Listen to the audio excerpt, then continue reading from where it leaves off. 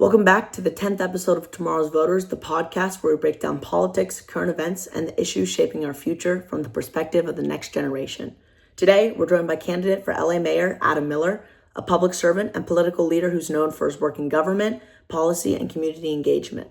We'll be talking about his career, the issues he's focused on, and what young people should understand about getting involved. Hope you guys enjoy. We'll just start it off. Why did you decide to run for mayor? Give us a little bit about your background, who you are, and yeah. Sure. So I have 3 kids. One of them's right around your age. I have been running businesses and nonprofits in LA for 35 years. And I love this city, but this city has been falling apart over the last few years. We have lots of issues in this city now, from homelessness to the cost of housing, to broken streets and sidewalks and trash everywhere, to people not feeling safe in their neighborhoods anymore, to really the government just not seemingly working anymore for people in LA. And I have 2 kids in college now. I want them to come back to LA. I want my family to build their family here. And LA has become a hard place to live, and it doesn't need to be that way. This should be one of the greatest cities on earth. And I think we have a management problem. And I've been running organizations for decades. I know how to get things done. And that's what I think this city needs to turn it around. So that's why I'm running for mayor. Awesome. So what first got you interested in leadership and public service, like in the first place? Like, was there a specific moment or time that got you wanting to run for mayor? Yeah, so look, I've always had an interest in leadership. I've, like I said, been running things since literally I was 21, and even in high school, I was involved with things as captain of a team, running the newspaper, student council, and through college, took leadership positions in grad school. I was very involved and have been running businesses and nonprofits since then. So really believe in the power of leadership and the importance of leadership and getting things done. But as it relates to mayor, it was really the work I've been doing in nonprofits, specifically the work I've done with an organization called Better Angels that I started, which is a homeless organization trying to end the epidemic of homelessness in the city. As I was working with the city directly on homelessness, I saw firsthand how ineffective the city was doing things, how much waste there was, the lack of urgency, the inability for the city to get things done. And I thought, we can do better. It doesn't have to be like this. We have a leadership problem. And that's what got me really excited about running. Yeah. So you mentioned that LA should be the greatest city. Where more specifically do you think that policies and where politicians have gone wrong to, let's just say, make LA what it is today? Yeah, well, about it, different layers of government, right? We have city government, we have state government, we have national government. The city government really is responsible for 2 primary things. Infrastructure, which is the stuff nobody talks about. It's just supposed to work, like the streets and the sidewalks, picking up the trash, having the power work, right? The utilities, and overall making it safe for people in the city. So public safety is a really important part of city government, whether we're talking about safety from crime or from fires or from natural disasters, just keeping the citizens and the residents safe. And this city has failed at both of those things. Obviously, we have lots of infrastructure issues and we have lots of public safety issues. On top of that, we have a huge housing problem. We don't have enough housing, which makes rent really expensive. You guys don't have to deal with that yet, but give it 10 years and you'll be complaining about the rent too if we don't do something about it now. And we have major issues, obviously, with homelessness. And those homeless problems, which now is everywhere in the city, doesn't just affect the people who are homeless. It now affects the other 99% of Angelenos because it affects quality of life. It affects small businesses. It affects schools. It affects public safety, even. 60% of the calls to the fire department are related to homelessness.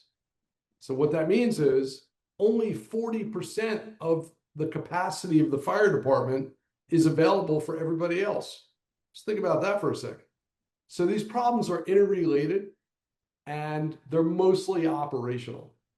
So just like in school, the teacher controls the classroom, right? You got your principal, you got coaches on the sports teams who are responsible for making these things work. If you play in a sport and the coach is terrible, doesn't matter how good the players are, you end up not having as good a team. You don't do as well. And the same thing is true with the city.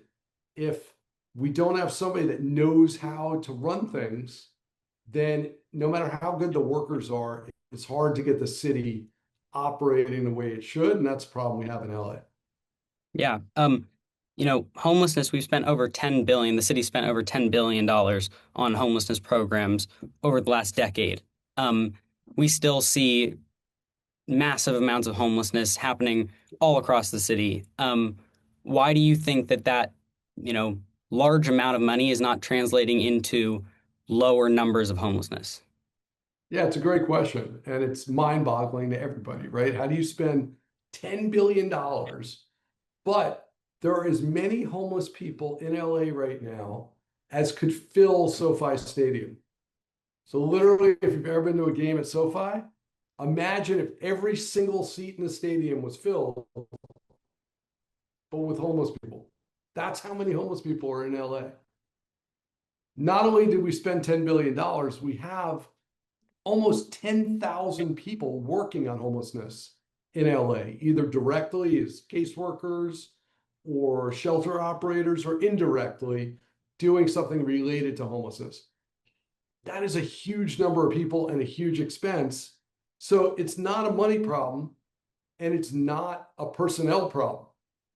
It's obviously a management problem. We are not optimizing what we're doing with the money, and we're not optimizing what we're doing with the people. We're wasting a tremendous amount of money, obviously, right? How do you spend $10 billion and still be able to fill SoFi Stadium? That doesn't make any sense.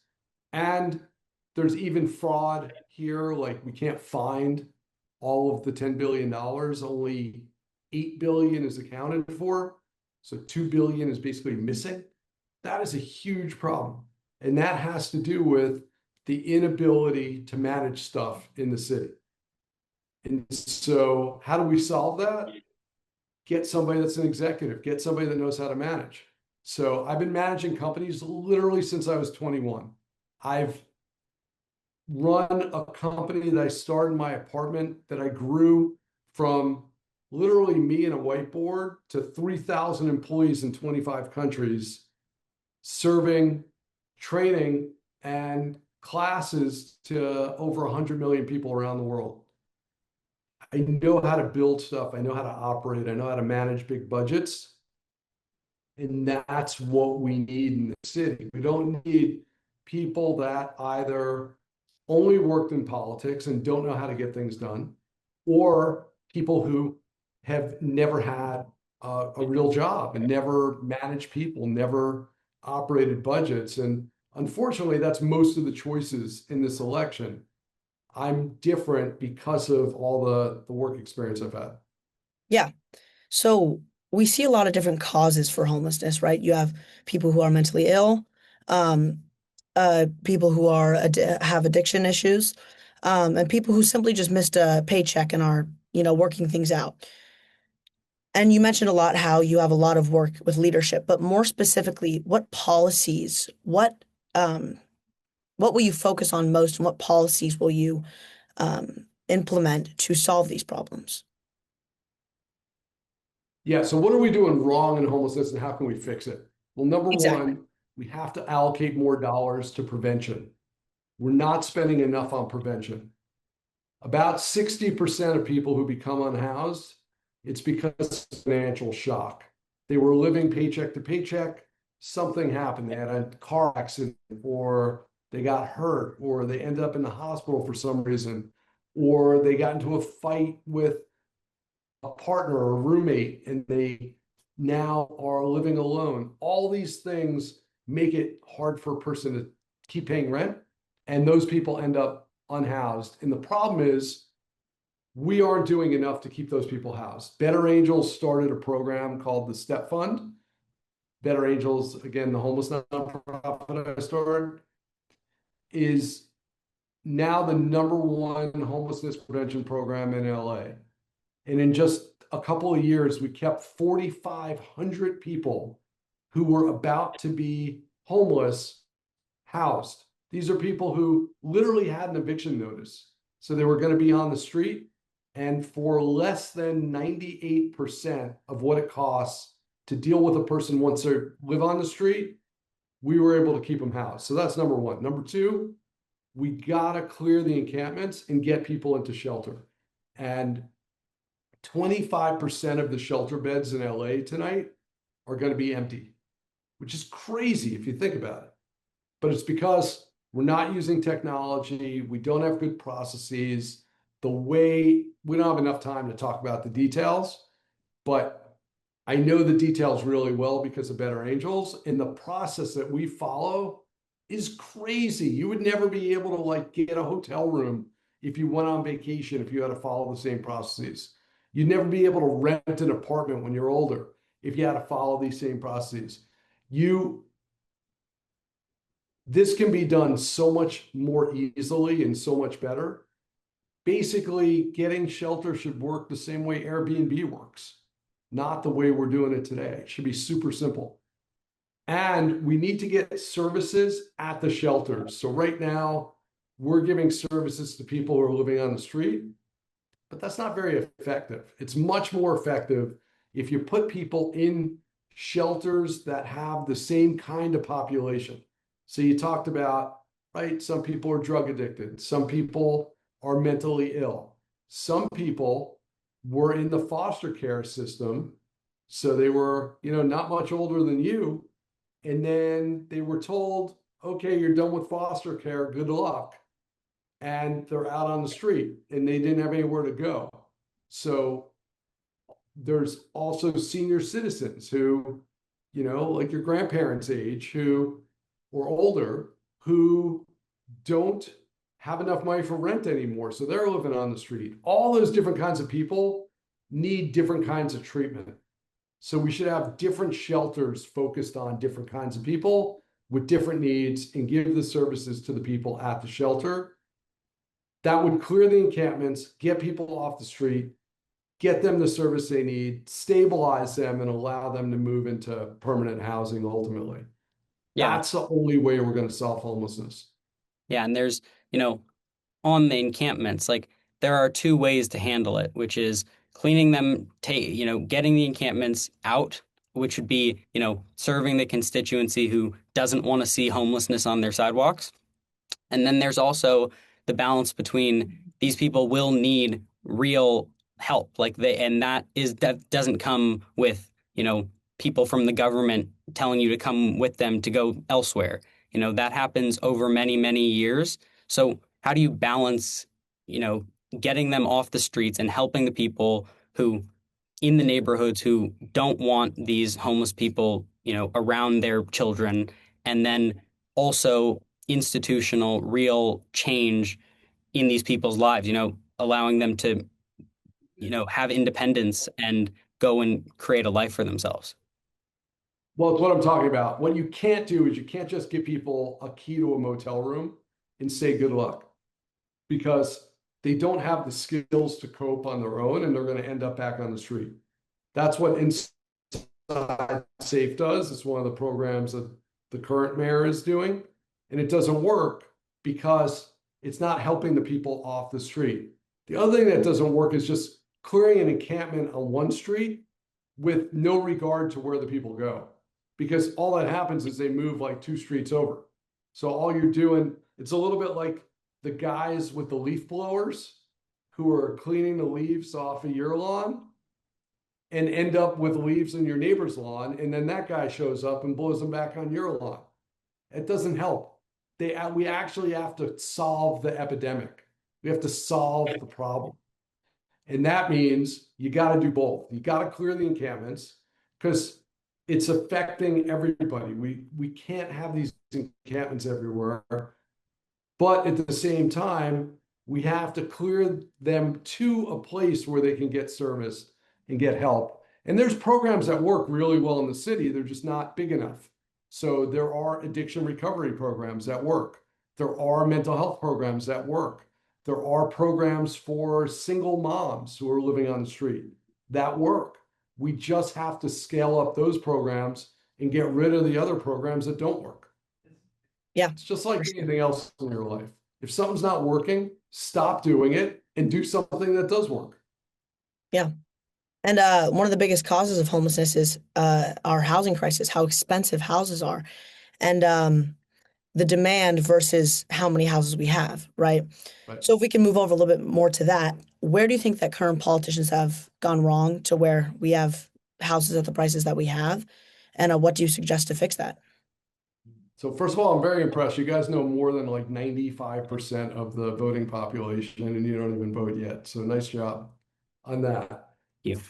Housing is a huge part of the homeless problem because at the end of the day, you could think about housing like musical chairs.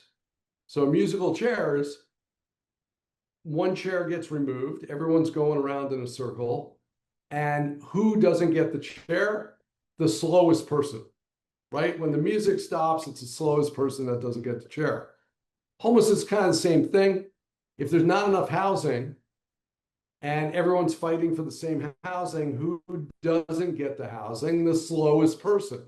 Or in the case of homelessness, the person that's most vulnerable, that has the most problems, right? They might be disabled.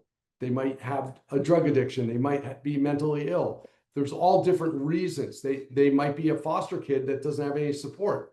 All these things make it the most vulnerable who end up on the street. If there's more housing, then there's more chairs in the musical chairs example. So more people are sitting down and the problem is smaller. We have a huge housing problem in LA because LA has become a really hard place to build. So if you think about it, we have made it such that there's not enough supply of housing. There's a fixed number of people in LA, but there's not enough housing. So this works like a popular concert, right? If there's a concert at, let's just use SoFi again. There's a concert at SoFi. Now, SoFi is a big stadium and a lot of seats, but if it's a really popular concert, then what's going to happen is the price of the tickets are going to go up because there aren't any more seats. So the only way to control supply and demand in that case is to increase the price. So if you try to get World Cup tickets right now, also at SoFi, almost impossible. The prices are insanely high because so many people want to go to the games. That's what's happening with housing in LA. Because there's not enough seats, there's not enough housing, the prices are really high. That's why rent is so expensive. And that's the main reason the city's unaffordable. So the way we fix that is by adding more housing. The reason we don't have more housing is because we've made LA such a bad place to build. Too many regulations. It's too slow to get answers. It's too slow to get inspected. And it is too expensive to build here. And it's unpredictable. You don't know how long it's going to take. The problem with that is big companies don't like unpredictability. They want to know when something's going to be done. They want to know how much it's going to cost. They want to know what their return is going to be. And our city has a bunch of rules that make it really hard for people to do that. So what I would do as mayor is make it faster, cheaper, and easier to build here. So I'll give you an example. right now, the way you get a permit to build something is you got to go through the permitting process. So you got to submit this really long application. You got to mail it in. It takes months to get reviewed. And if you get even one question wrong, they'll send it back to you and you have to start all over again. Now, you guys know it's 2026 and you probably use chat and Claude to do your homework now. I know you guys don't, but all your friends do. And the reality is that we should be able to have all the applications be submitted online. And in 30 seconds, it tells you whether or not your application is valid. Because AI reviews the application, makes sure that you answered every question, that everything makes sense, tells you if you got anything wrong, and then moves it directly to the person that's got to review it. Right there, you just saved potentially 3 months from an application. There's a lot of things we could be doing to streamline the way the government works to make things much, much faster. And the reason that's important is because in finance, time matters. So if you guys bought a stock, like let's say you bought some, I don't know, Tesla stock, and if the stock goes up 10%, let's say the stock went up 50%, you'd be really excited, right? Well, what if I told you it's going up 50% in 5 years? You'd be less excited. If it was in 5 days, you'd be really excited. But if it's in 5 years, you're less excited because time matters on the returns. And the problem is that the way we require people to do real estate, we don't let them do it quickly. And so their returns take forever. And that means they don't want to do the project here. They'd rather do it in Houston or in Phoenix or in Salt Lake City. They'd rather do it anywhere except LA because LA is too unpredictable and too slow. We can fix that. Yeah. Yeah. You know, there's it it it becomes really hard to build houses when you have people like someone you're running against, Nithya Raman, who is not a fan of the homeowner or the home builder. She, wants to make it, harder to build homes and go through that whole process. Um, why are people like her still being elected? Because what you're explaining, that AI will review your application, it sounds like it goes without saying. It sounds like it. Of course, that's what it would be because we live in a modern, Los Angeles. But those people like her, DSA members, are still being elected. Why is that happening? And why are Angelinos being convinced that that's the right way to handle many issues, including housing? So what makes the Avengers good? That they're fighting in somebody evil, right? Theranos makes the Avengers good. You need somebody on the other side. And the reality is that people are really upset that rent is so expensive. 60% of people in Los Angeles rent. 40% own their houses, 60% rent. So that's a lot of people that rent. And I just explained before why rent is so expensive, because it's like a popular concert or sporting event.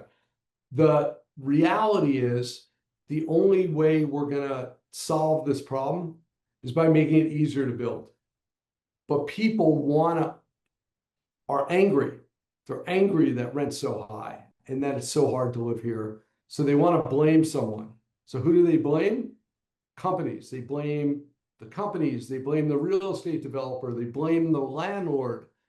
And they pass rules that don't make any sense.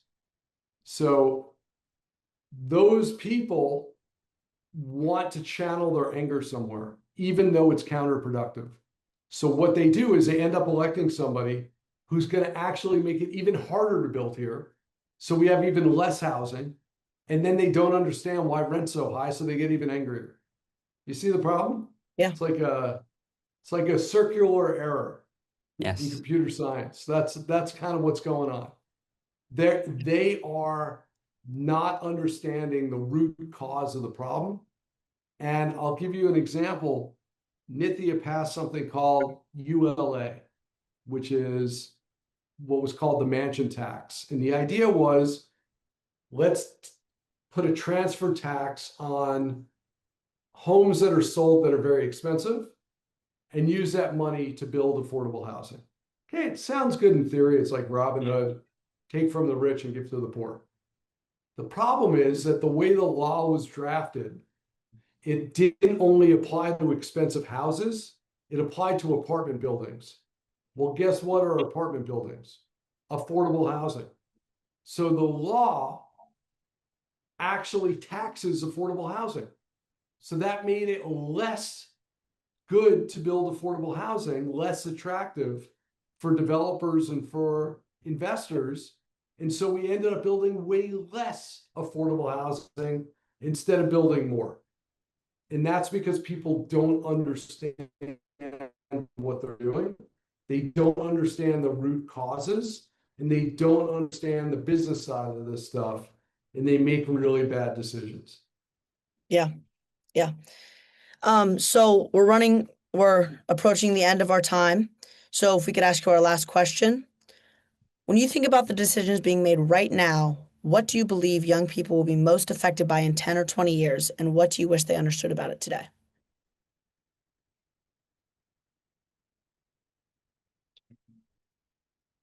The way the city is moving right now is obviously in the wrong direction, right? We have less housing than we had before. Hollywood is filming 40% less than it was filming in 2019. There are fewer jobs in the city because of these big companies leaving, because of what we were just talking about with the DSA. There are more issues around public safety. We still have this big homeless problem. If we keep going in this direction, it's going to get really hard to turn it around. We have an opportunity to turn it around right now because we haven't been off track for that long. But if it keeps going and we dig ourselves into a deeper and deeper hole, it's going to be very hard to turn this around in a generation. It's going to take a long time for this to come back. And so what I would say is this is an urgent problem. You should talk to your parents about this. This is not something that only affects them. It's something that will affect you if we don't turn the city around. By the same token, if we can operate better, if we can run this city better and manage things better, then your lives will be way better because the economy will be booming. There'll be lots of jobs. The cost of rent will come down.